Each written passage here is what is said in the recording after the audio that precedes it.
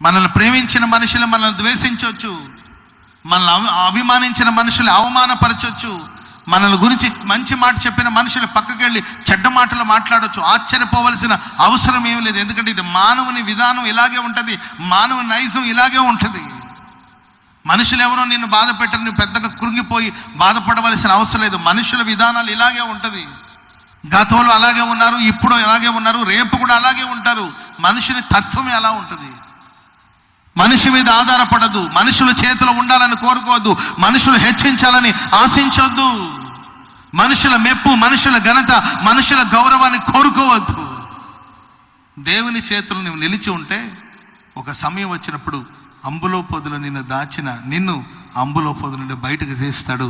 ఓ బలమైన సాధనగా ప్రభు మార్చబోతున్నాడు. తన చేతిలో పనిముట్టుగా ప్రభు వాడుకోబోతున్నాడు. అప్పుడు నీ జీవితం మహిమకరంగా ఉంటుంది. ఆమె